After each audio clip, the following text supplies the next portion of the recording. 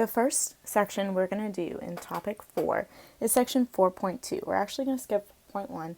So 4.2 starts on page 153, and what I want you guys to do is on that page, pause and jot down some main ideas for this section, like the concept of congruence, and then the isosceles triangle theorem and the converse, and last but not least, the concept of equilateral triangles. Pause and jot these down, rewind as needed to pause and take notes over these main ideas of this section. Alright, now turn the page, and we're going to start with example 2, which is using the isosceles triangle theorem. From this theorem, we were informed and we are learning that if two sides are congruent, then their corresponding angles, so that means the angle across from them, are also congruent to each other. So if we're looking at example 2a, we have a triangle here, and we know two of the angle measures, and we don't know the third, and we are asked to find the value of x. Well, let's look at what we know about this triangle. These two sides are congruent, which means their opposite angles, their corresponding angles are congruent. So that means that this angle of 28 degrees, which is opposite of that side, is congruent to this angle over here. So this angle must also be 28 degrees, since this is an isosceles triangle. From there, we now know something about the angle measure of each angle of this triangle, and we can find x because we know that it has to total 180 degrees. So we can say 28 plus 28 plus 5x plus 9, so these were our three angles, equals 180 degrees, and we can work to solve. So if we combine like terms, we end up with 5x plus 65 equals 180. We can then subtract that 65, and we have 5x equals 115. If we divide by 5, we find that x is equal to 23, which answered our question. It wanted the value of x. Let's look at example B. This one's a little different. We notice we do have our two tick marks here that tell us that those sides are congruent. So then we know that the angles across from them are congruent. So that means this angle is congruent to this angle.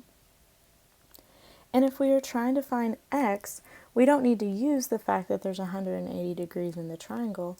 We can just use that we know that these two things are congruent and must be equal to each other. So negative 4x plus 9 must be equal to 8x minus 3. And let's work to solve. If we add that 4x to both sides, we have 9 equals 12x minus 3. If I add that 3, I have 12 equals 12x. We divide by 12. 1 is equal to x, so our x has a value of 1. We could then use that to find the measure of the angle, but it doesn't ask us to do that, so we're not going to. And that's the first part of using the isosceles triangle theorem. This second part is example 3, where we use the converse of that. Remember, the converse is kind of just when we reverse that conditional and that conclusion. And so in the converse, we were told if the angles, if two angles are congruent, then we know that the corresponding sides are congruent. So if we look at this figure, it gives us information about the side lengths of all the triangles, but the only actual congruent information we get is that these two angles are congruent. And part A is asking us for what's the value of x. So let's look at what we know. If I know that this angle is congruent to this angle, then this side is congruent to that side. So the 4x plus 5 is congruent to the 8x minus 1. If I know they're congruent, I know they're equal, and so I can set them equal to each other to find the value of x. I can say 8x minus 1 has to be equal to 4x plus 5. which, watch out, that means that this 2x plus 1 is just some auxiliary information. We don't need it to answer our question. We might need it in the future, like this part that says what are the side lengths of all three sides. Well, once we know our value of x, we can substitute that in to find that. But we don't actually need that to find our value of x. So let's solve from here. If I subtract 4x from both sides, I have 4x minus 1 equals 5. If I add 1 to both sides, I have 4x equals 6. If we divide by 4, we have x equals the decimal 1.5. You can write that as 3/2 or 1.5, whatever you're more comfortable with. And then part B says, well, what are the side lengths? So why don't you all pause real quick and substitute what we know x is now, 1.5, into each of our side lengths to find our three sides. Let's check it out. If I remove my image, we substitute 1.5 into each of the side lengths, and we should end up with side lengths of 11, 14, and 11. Double check your calculations if you did not get those three side lengths. The next example we're going to jump to is example 6. We're actually going to skip 4 and 5. We're not going to talk about perpendicular bisectors this year. And so example 6 is going to start using what we also are learning about equilateral triangles. So we are learning that if all of our sides of our triangle are congruent, it's an equilateral triangle, then all the angles must also be congruent to each other. So let's think about this. If we know that there's 180 degrees in a triangle and all of these angles are equal, then we can divide that by 3 to figure out that in an equilateral triangle, every angle is 60 degrees. And that is a given. That is something we will use from here on out, that in the equilateral triangle, the angles are all 60 degrees. So let's look at example 6, part A, and dissect this figure and see what we can figure out from it.